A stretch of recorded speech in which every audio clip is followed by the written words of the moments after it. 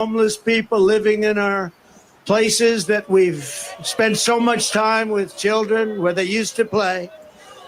We have lunatics killing innocent bystanders by pushing them onto the railroad tracks for sport. Our it's a sad thing. Don't worry. It gets positive. Don't worry. It gets so positive. Remember, we're going to win. We're all winners. We're going to win so big. We're going to make it bigger and better than ever before. Remember that. So don't worry. By the time the other 6,000 or 7,000 people get in, it'll be very positive. Our subways are squalid and unsafe. The ceiling tiles are falling down, and they look worse than a third world country. The medians of our highways are crumbling. Our sidewalks are littered with garbage, bottles, and trash. But worst of all, the discarded needles from people that so desperately are in need of help. And we have mobs of migrants fighting our police officers and giving America the middle finger. But we are not going to let this continue. We are not going to abandon our hope and our pride. This city has given us so much, and now it is time that we are going to give it back. Together, we are going to make New York City great again, and simultaneously, we are going to make America great again.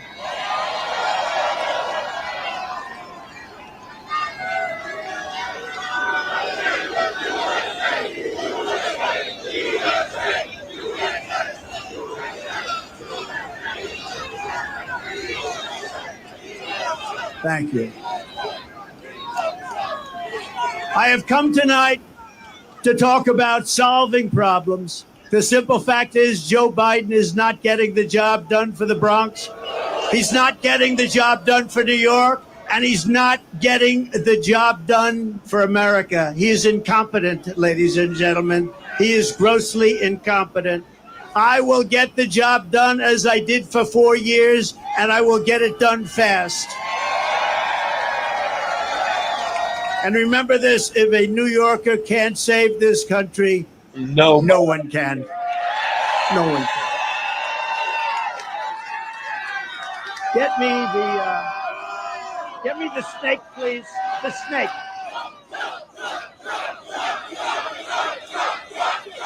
Thank you, everybody. What a crowd. This is something. You know, we wanted to keep it small because who knew? This is like a love fest. Love fest. It's a love fest. We love you. Thank you, darling.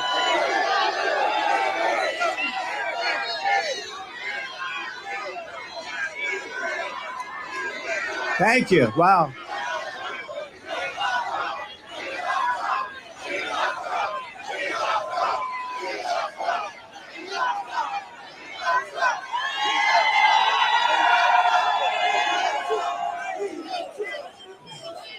Who said we're not going to win New York? We're going to win New York so bad. You know, if we win New York, we win the whole thing. Wouldn't it be nice? Wouldn't it be nice? We take back our country and we'll do a job like nobody's ever done before. And what we did for 4 years was incredible, but we also learned a lot. We're going to get in there very fast with the right people, great people, people that are tested and true. Years ago, there was an ice skating rink, the Wallman Rink in the middle of Central Park. You know that story? That had been under construction for more than 10 years. They couldn't get it open. It was a renovation. They couldn't get it done. Mayor Koch was at his wits' ends. They just couldn't get it finished. They couldn't get it built. They couldn't get it open. People wanted to skate before their children turned old. Almost $20 million was spent over a long period of time. It was an embarrassment to the city. Every day they'd be laying the copper pipe, and every night that same pipe would be stolen. And then they'd start all over again the next day, and it would be stolen. This went on weeks and weeks and months and months. They poured the concrete in small patches in wrong directions and at different heights. And they took their advice from a refrigerator company from Miami, where it's 95 degrees out. It was a total mess. They just didn't know what they were doing. And I saw this, and I wanted my children to be able to ice skate before. They didn't care about ice skating. I looked down on the rink, and I said, what is going on? Yeah. I took it over. I said that if it costs more than $2 million, I would pay for it, the entire amount.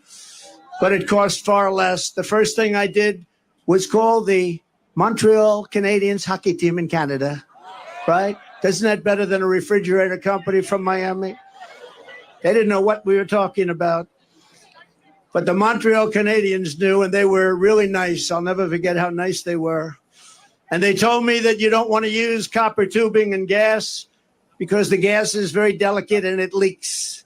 It's very fragile. It just doesn't work. You want to use rubber hose. I said, I like that. That's a lot cheaper. Water and salt. The salt makes it so the water doesn't freeze. It's called brine. And you're going to put that under the concrete. You're going to pour the concrete over the top. It's going to be great. It's going to work. Not going to leak. It's cheaper, faster, and it works all the time. And when we opened, there were no leaks. There were no problems whatsoever. Anyway, I started the project, laid the rubber hose, mixed the water and the salt beautifully together. I was down there when they were doing it. They said, you got to do it right. And covered the entire rink with concrete in 4, literally, you had to see this scene. Concrete trucks operated by the Teamsters. Do we have any Teamsters here? Oh, you got to make sure that O'Brien, he's a good man. He endorses Trump. I think he's going to, actually. But the Teamsters, it stretched all the way. You had trucks stretching all the way from the Woolman Rink, which was, let's say, at 60th Street, all the way back to Harlem. One contiguous pour. It was a day and a half of pouring concrete. One contiguous, a giant surface. As you know, the rink was completed in just 3 months for far less than the $2 million projected. The biggest expense was actually the demolition. That is the demolishing of everything that was built so incorrectly, so badly over a 10-year period. The biggest cost was demolition, taking it all down and starting all over. We opened with a ceremony with all Olympic gold medal winners, including the great Peggy Fleming, Dorothy Hamill, Scott Hamilton, and all of the others. Every one of them was there. It was a beautiful night, beautiful weather. I'll never forget the evening. It was one of the most beautiful. My parents were there. Now they're looking down on us. They say, wow, that's my son. Can you imagine? That's my son. Can you imagine? He's being tried in a court with a crooked judge. Can you believe this? Can you believe it? And highly conflicted judge at that. But everybody was there, and it was really something to behold. It was an incredible experience, and one of the great experiences of my life in New York. We opened it. It's been successful, and successful ever since. What a great, great experience. It was beautiful. And, you know, a lot of it's common sense. You'd like to say the Republican Party is the party of common sense. You don't go to Miami when you want to make ice. You go to Canada when you want to make ice, right? Or you could go right down the road in the Bronx to Ferry Point, right? Everybody know about Ferry Point. It was another disaster, a development where the city had spent over 29 years, almost $300 million trying to develop it into a luxury golf resort, anything. They'll take anything. They were spending money. You know, trucks were going here, dumping, getting filled up, moving it here, dumping, getting filled up with the same stuff. This went on for years, back and forth, the same stuff. They were feather bedding. They were doing lots of bad things. But really, they didn't know how to get it done. They had no idea how much money they were spending. And when asked how much they spent, they said, we just don't know. That's been going on for years, decades. They were unable to do it. And at the time, the mayor, Michael Bloomberg, said, no, it's all right. It's okay. Now, Michael Bloomberg was the mayor, and he called me. He said, I have to get this done before I finish my term. It was very important to him. He was embarrassed by it. Everybody was embarrassed. It was Mayor Koch. It went through a lot of different mayors. Almost 30 years, remember that. And he said, in all fairness, he said, I want to get this done, and you're the one that can do it. You're the only one that can do it. And I said, and I will do it. I will get it done. And we got it done before he finished his term, which was great. But there were no other bidders to my knowledge. And I took over the project, spending only my money to build it. And I called all of the contractors together. These were tough people. These were tough, hard people. Many of you are probably contractors on that site. Come to that. And I said, look, fellas, you guys have made a fortune on this thing for years and years against the city. It's time we get together and build it. Let's get it built. Let's do it right. And let's get the hell out of here. We owe it to the city. And they worked so hard. The roughest, toughest contractors in New York. They had spirit like you've never seen before. And it was magnificently designed by the great Jack Nicklaus, who told me, I don't want to make any more money. They paid me enough. Everybody got paid a fortune. Jack said, I don't want money. I just want to see it get built for the people of New York. And that's what we did. But everybody, just like Jack, they said very similar things. These guys were rough and tough, and they made a lot of money, but you'd think they'd want to make more, but they didn't. They just wanted to get it built. And in just a little more than a year, so this was going on for 30 years, including, think of it, just a magnificent thing to watch. You had to watch these people working, just the opposite of what took place for the first 29 years. But we had a magnificent world-class golf course that many of you have played now, and it's rated as one of the best public courses in the country. And then a short while later, we built a beautiful clubhouse, one of the prettiest I've seen, built it, completed. The project was absolutely beautiful. It opened to great fanfare and great, great success. And do you want to hear the end result, though? Should I? Should I go off teleprompter and tell you the end result? You think Biden goes off teleprompter? I don't think so. He's no good on teleprompter. No, but okay, so I did this beautiful job.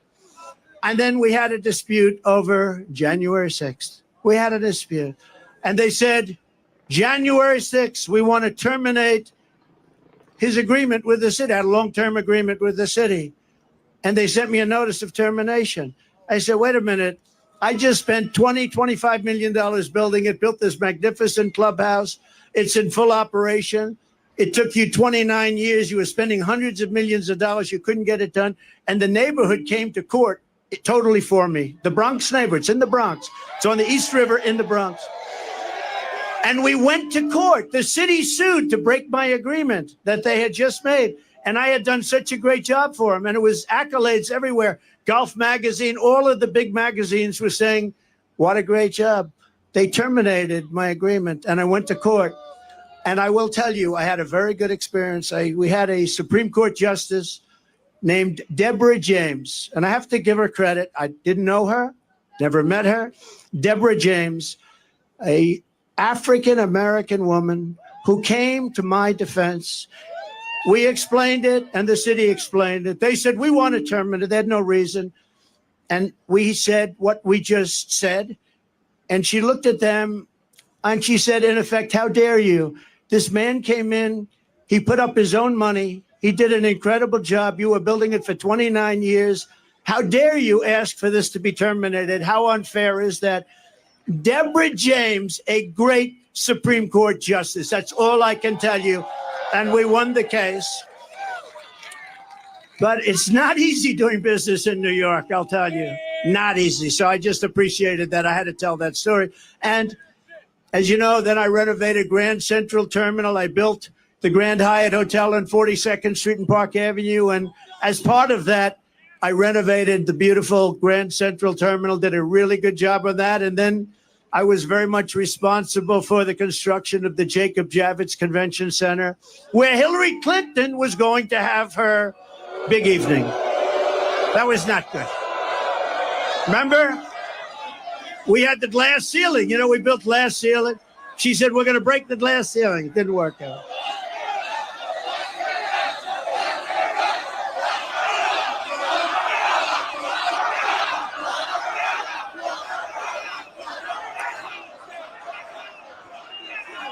You know, I'll tell you a little secret that I don't think I've ever. I hated the concept. I said, we have to get on with our country. We have to win against Russia. We have to win against China and North Korea, all the different countries we're at loggerheads with. But as long as you have a smart president, you're going to win those battles. We're winning all those battles, even with the fake Russia scam, which made it harder. But you hated that. And then you see what they want to do to us, to me, to us. And they come along and they don't mind, because Joe Biden is the worst president in the history of our country, has no sense, doesn't know what he's doing, grossly incompetent, and our country is going to hell, but we're going to turn it around. We're going to turn it around fast. Because above all else, and I say this and I believe this on New York, is you are different. You do know that. You know that when I called for this rally, we said, let's just have a meeting. Don't call it a rally. And so many people showed up. I said, like it or not, this is a rally. This is as far as the eye can see. You have to see the lines outside. They're going for miles. But when we saw it and we saw the love, because I called up this morning, do the people like me or do they hate me? They said, they don't like you, sir. They love you. I said, good, thank you. So I appreciate it. And I love you too. But above all else,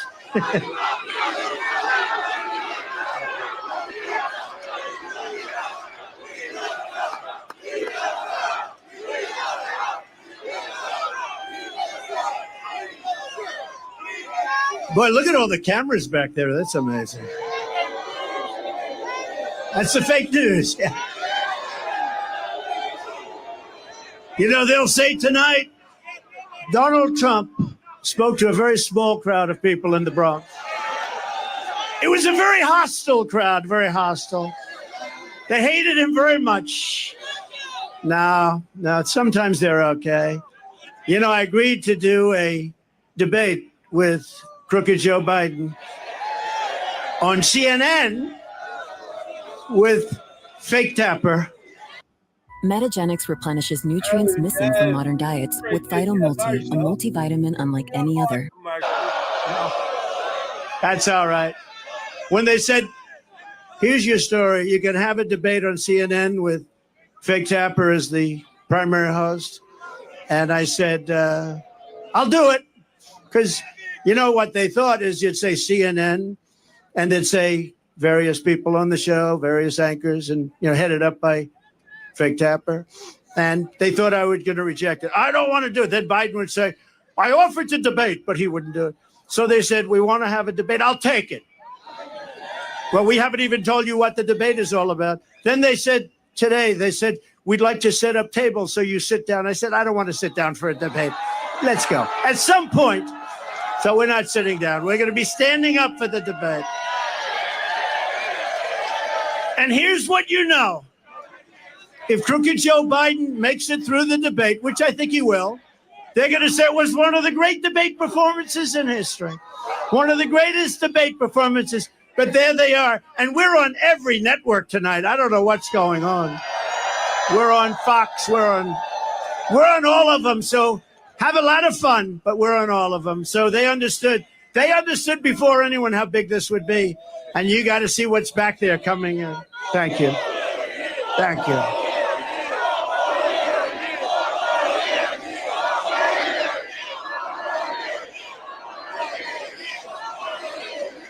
But above all, New Yorkers have something called common sense, and we do have common sense. An old-fashioned American common sense is exactly what I intend to bring back to the White House, just like we had for 4 years. You know, we had 4 of the greatest years in the history of our country. We rebuilt the military, we cut taxes, the biggest tax cut in history, the biggest regulation cut in history. We defeated ISIS. And we did it in about 1/100th the time. They said it would take 4 to 5 years. It took me like 2 months, right?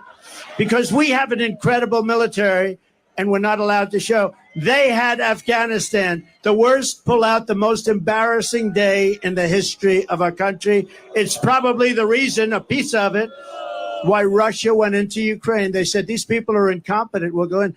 So Russia going into Ukraine would have never happened. None of this stuff that you see would have happened. Israel would have never happened. The attack on October 7th. and you wouldn't have had inflation. As soon as I get back into the Oval Office, I am going to pick up the phone and I'm going to call your mayor and your governor, and I'm going to say, this is President Trump, and I want to come back and help. Look, you have a Democrat governor, you have a Democrat mayor, and we are going to work with them, and we're going to get this state and this city at a level that it's never seen before, frankly. I think we can do that, too.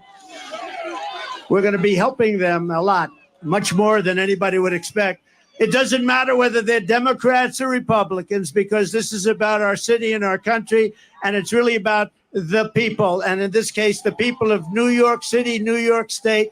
We're going to make you very, very happy. And Biden can't do it. He doesn't know he's alive. You know, see all the stairs here? Stare, two of them behind me, one in the middle. When he's finished with his 2.5 minute, do you ever watch his speech? They last for about 1.5 minutes. When he's finished with his speech, he can never find the stairs. He can never find the stairs. And when he does, it's not a pretty picture either. Thank goodness for Secret Service. They come up and they guide him off. No, this is not what we need. When you see President Xi of China, when you see Kim Jong-un of North Korea, when you see Putin, and you see all of these people, they're at the top of their game, whether you like it or not, and they can't believe that this has happened to the United States. We have lost respect all over the world.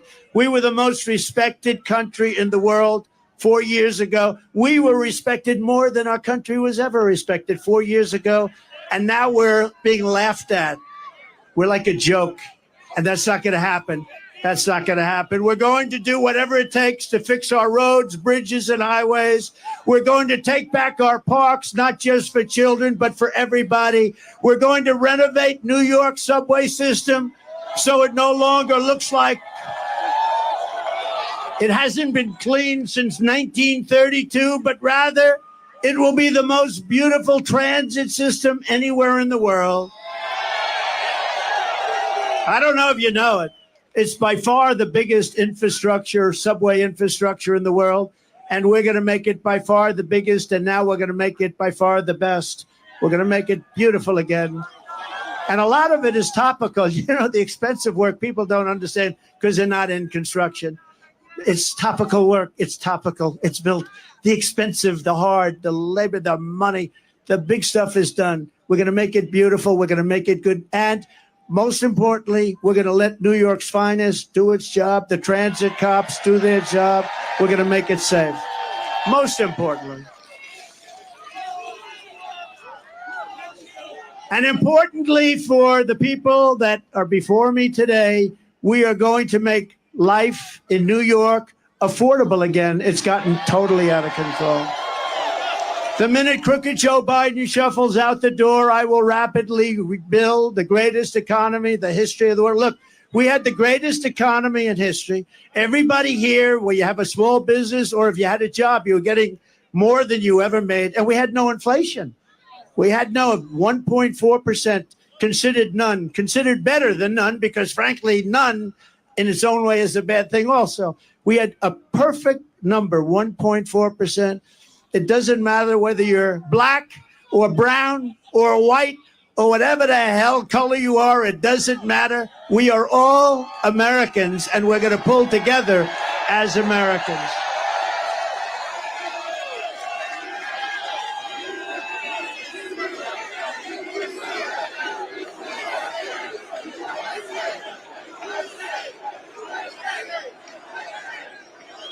We all want better opportunity, and I'm not just going to promise it. I'm going to deliver it, as I did just a short while ago. Think of it. When I went down to Washington, I was only there 17 times. I never stayed over. I didn't know that society. And we had great people. Look at what we did with economic development, with the rebuilding of our military, with the tax cuts, we had great people. But we also had some people that I wouldn't have used if I had my choice. Now I know everybody. I know the smart ones. I know the dumb ones. I know the killers. I know the weak ones. I know them all. And you're going to see.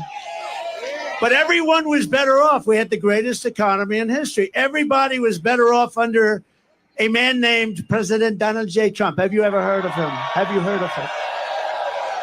We had gasoline down to $1.87 a gallon, and actually times when it was much lower than that. We had a record low poverty rate for Black Americans and Hispanic Americans. We had the best poverty rate in terms of the positive number ever in our history for Black Americans and Hispanic Americans. We lifted 6.6 million people out of poverty. Nothing like that has ever happened in our country. And the real middle class income rose over $6,000 a year. Think of that. Under Biden, it's a disaster. Real middle class income has fallen over $2,000 a year. That's a lot. That's a difference of $8,000. Real earnings for African Americans are down 5.6%. African Americans are getting slaughtered. Hispanic Americans are getting slaughtered. And these millions and millions of people that are coming into our country, the biggest impact and the biggest negative impact is against our Black population and our Hispanic population, who are losing their jobs, losing their housing, losing everything they can lose. They're the ones that are affected most by what's happening. Not only the fact that you've lost the use of your schools, your parks, and your hospitals. Joe Biden's inflation. Do they have that? Do they have it?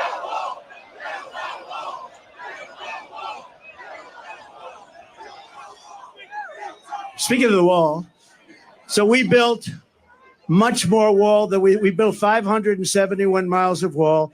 We had the safest border in history. We were going to put up within a period of 3 weeks. It was all built, laying there, ready to be put up, designed by the Border Patrol, who are incredible people, ICE, who are incredible people, all together.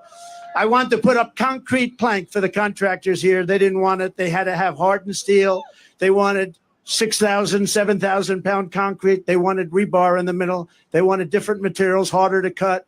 So we had very hard steel, very good stuff. Everything was good.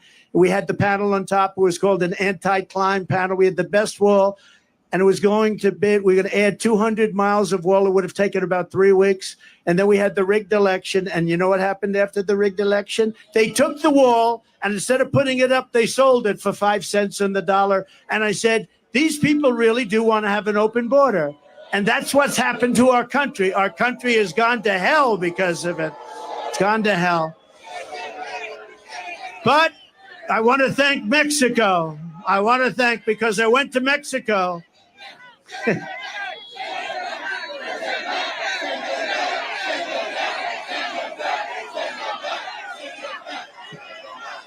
We really have no choice. He said, send them back. There's a chance, send them back. Nobody wants to send anybody back, but you have no choice. This is not sustainable by any country, right? This is not sustainable.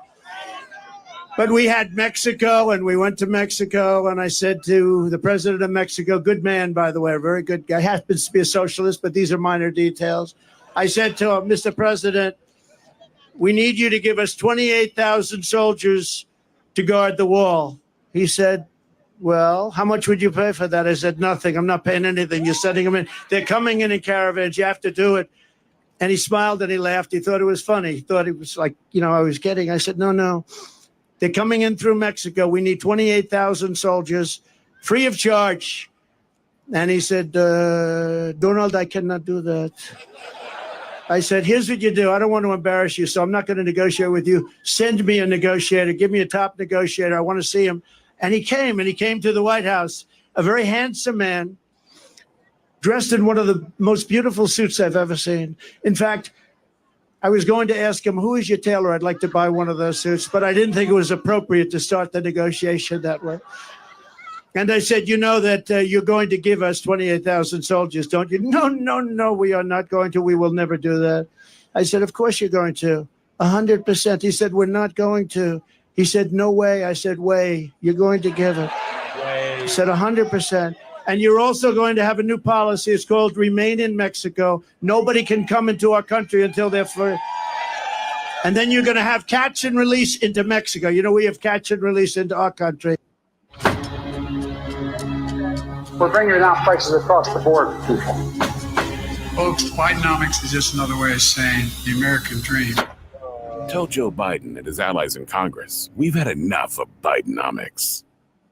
The State Department, and a wonderful woman, but a bad negotiator. I said to the State Department, give me a top 10 list. Give me a top 10 things. I said to ICE and Border Patrol, give me a top 10. They gave me a top 10 list. And a lot of it had to do with all of the horrible disease that pours through. People that have highly contagious diseases are coming into our country at levels that we've never seen before. So many other things. And they gave me a top 10 list, but they laughed. They said, sir, they'll never do. We've been trying to get this stuff for 25 years. I said, if I were a betting man, I would bet you any amount of money. You'll have it very quickly. So this man comes in. I said, we want a policy, remain in Mexico, Tijuana, probably the fastest growing city in the world for a period of a year. That place was loaded up with people. They weren't allowed into our country. And we had already built a lot of the wall, a tremendous amount, 571 miles. Without that, we couldn't have ever done this. And he said that we're not going to do it, sir. I said, you are going to do it. He said, we're not. I said, here's the story. I'm not going to mess around with you. I have to go. I have a very important meeting, much more important than this. I said, here's the story. You're either going to do it, it's Friday evening, or on Monday morning at 7 o'clock in the morning, we are going to put a 25% tariff on everything that Mexico sends into our country. And then 1 month later, if you don't do it, we're going to put a 50%. Then we're going to go 75.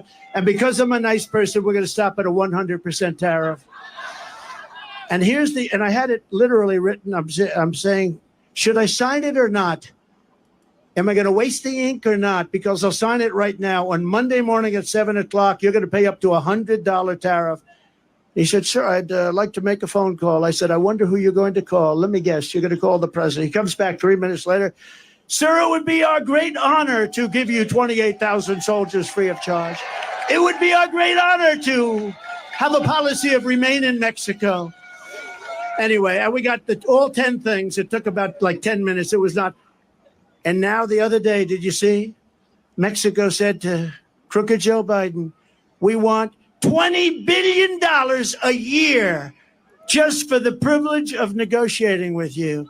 We want you to pay us. Did you see that? It was a little article. You hardly. There's a slight difference. Would you say? He would have never asked that. He would have never asked it.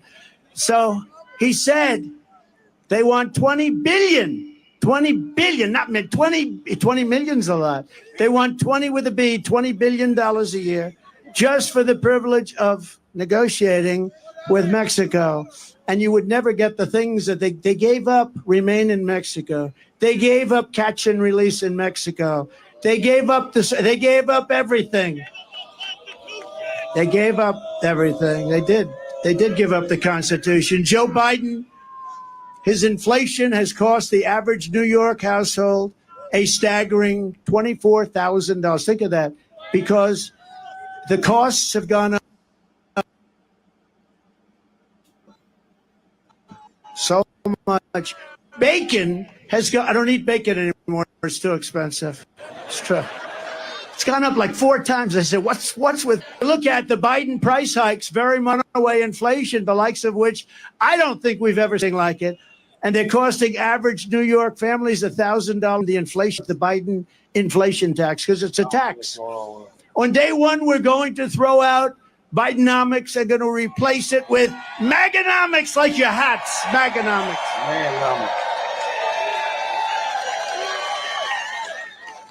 And I will give you lower taxes. We're going to cut it still lower. Remember, when I cut taxes, I gave you the biggest tax cut in the history of our country, bigger than the Reagan tax cuts. And you know what?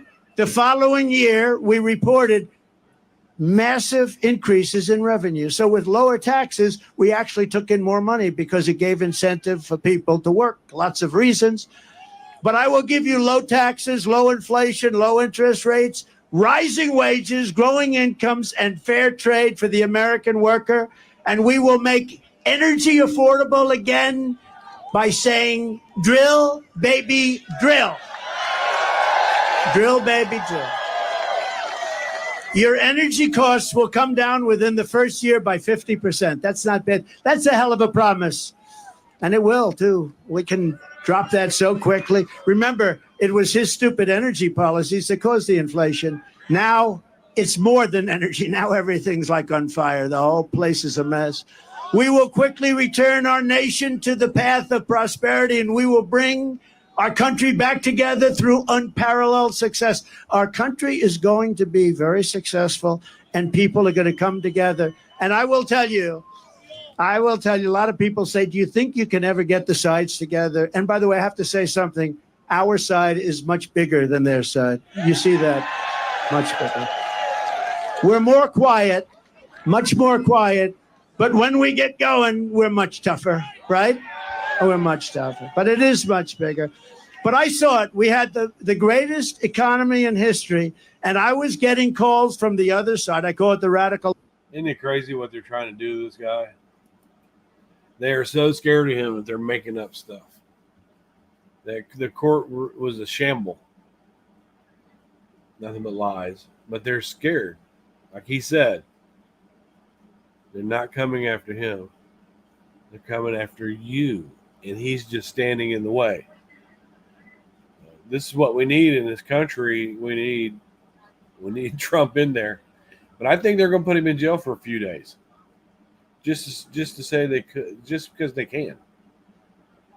Yeah. But, Hillary got away with a lot of stuff. Bill Clinton got away with a lot of stuff. It's just a sham. They're using the judicial system for political moves. And right now we're the laughing stock in the world because of that guilty. And I think that negative publicity is going to make us real Americans think.